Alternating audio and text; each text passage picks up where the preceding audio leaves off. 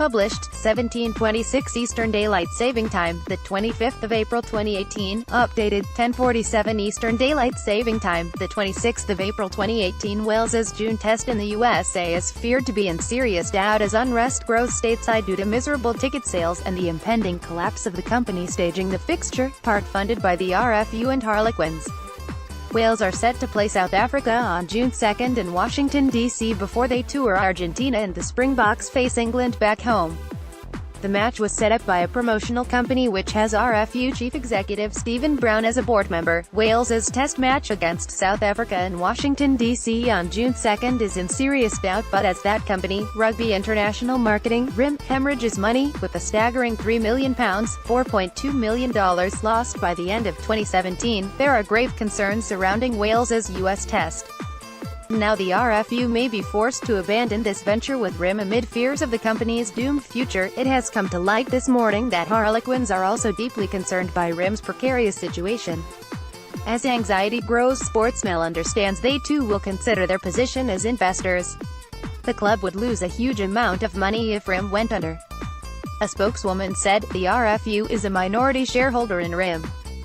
We are aware of the situation and are considering our position." Wales and South Africa have reportedly had their match fee of £720,000, $1 million, reduced to £540,000, $750,000, and it is understood the test may need around 27,000 supporters to turn up at the 46,000 capacity RFK Stadium to break even. For their part, it is understood South Africa are not too concerned by the fee reduction as the match will give them a foothold in the US market, one which so many are trying to crack. But with only handfuls of tickets sold in less than 6 weeks until kickoff, there have been high-level discussions at USA Rugby about changing the date, venue and even the teams for the Washington, D.C. fixture, with Wales or South Africa playing USA instead. Warren Gatland's summer plans could be thrown in jeopardy by postponement of test match. Sportsmail has seen USA Rugby meeting minutes from February and March which not only detail major distress among board members, but also the fact that the USA Rugby Players Association (USRPA) lodged a formal objection to the Wales-South Africa match being staged before the game was announced on February 26. In February's minutes, USA Rugby chairman of the board Will Chong, an investor in the San Francisco Giants Major League Baseball team, who's at Chung, said that when he was originally approached about the event he expressed sincere skepticism, but commented he would not object if staging the Wales match was thought to be in the best interests of RIM. During the March 7 meeting, the board were asked to revisit the approval to provide USA Rugby sanctioning of the Wales v. South Africa match in June 2018, due to financial trouble at RIM, and objections from the USRPA and from key members of the philanthropic arm of USA Rugby. Industry experts have also expressed fears to Sportsmail that the game may collapse with no proper American broadcast deal. NBC and ESPN were reportedly not given enough notice to show the game, which will be broadcast stateside on the Rugby Channel, a subscription-based online service owned by RIM which is causing the massive financial losses. Add to that the fact that both sides are set to leave out high-profile names for the test, with South Africa prioritizing their three-match England series in the weeks after, and Wales resting key lions including captain Alan Wynne-Jones. A perfect storm is brewing. Key influencers in the States believe that RIM should have concentrated more on the USA v Scotland match set for June 16 in Texas, rather than a test involving two other nations that seems to have little benefit to American rugby. RIM was set up as a for-profit subsidiary of USA Rugby in 2015 and is tasked with staging tests while making money for the union. They put on the famous 2016 Ireland All Blacks match in Chicago, in conjunction with a sports marketing company. The Wales-South Africa test is their first solo venture. Key names, such as Alan Wynne-Jones, are set to be left out for the stateside showdown. The RFU and Harlequins are tied into RIM as minority investors, having poured £1.4 million, $2 million, into the company amid an arms race as clubs, leagues and unions stampede to America in an attempt to crack an emerging rugby market. The idea was that both would provide American rugby with capital, guidance and expertise on a whole range of commercial topics. For their part, the RFU invested in 2015, acquiring an 8.4% share of RIM, and their CEO Brown is currently a board member of the failing company. Harlequins invested the same amount in 2016 as a tie-in with their 150th anniversary celebrations in the match against New Zealand Maori, which was streamed on the Rugby Channel. But the Londoners split their money in half, buying into RIM and the Rugby Channel with £720,000 $1 million paid to each. Quins own 3.36% of RIM. That deal meant RIM would represent Quins' commercial interests in the States, and the U.S. national teams could use the Premiership club's facilities when touring Europe. At the Rugby Channel's peak in November 2017, it is said to have had 11,600 paid subscribers. By January this year, that is thought to have dropped to 11,000. It has had streaming issues in the past.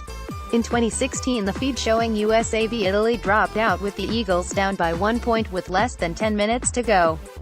USA Rugby owned just over 75% of RIM, who will pay the union £1.3 million $1.8 million in licensing fees this year.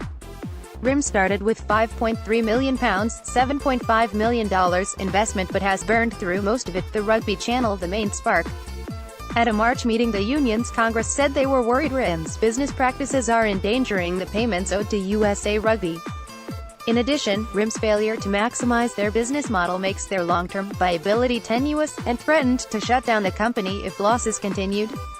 Dan Payne, a former U.S. international and USA Rugby CEO, set to leave after the World Cup Sevens and join World Rugby as chief executive of Rugby Americas, objected to the Rugby Channel using USA Rugby money and was worried whether RIM could support its license payments, on average £935 $1.3 million a year. RIM CEO David Sternberg, former head of media at Manchester United who helped launch their Twitter account in 2013, has since fallen on his sword, and an urgent task force was set up, led by Payne, to save the ailing company.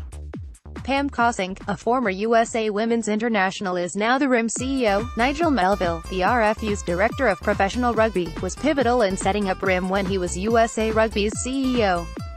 He sat on the RIM board until he left the States to return home in 2016. Nigel Melville was pivotal in setting up RIM, but the company is now hemorrhaging money. There is another RFU linked to RIM. Sophie Goldschmidt, the former chief commercial officer of the English Union who earned £480,000 a year before she left in 2016, was a key player in setting up the RFU's investment in 2015. She sat on the RIM board too, but left the RFU 5 months later to become group managing director of CSM Sport and Entertainment, a sports marketing agency. CSM then invested in RIM in August 2016, buying 8.4% for £1.4 million $2 million in a seemingly identical deal to the RFU, becoming RIM's exclusive commercial sales agent. Goldschmidt left CSM in 2017 and now works for the World Surf League. The other investors in RIM are said to be high-net-worth individuals who make up the other 4.2% ownership. All this turmoil at RIM, which threatens a match between two of England's main rivals, is not only aggravating key rugby figures in America but will be inexorably linked back to Twickenham, with so much English influence in the US game. And it comes at a time when the RFU looks to forge greater ties stateside in order to break into the American market. One well-placed source said, "American rugby needs time, investment and patience. Rome wasn't built in a day. Everyone in the game needs to keep that in mind." England will play the USA in the 2019 Rugby World Cup, having been drawn in the same pool.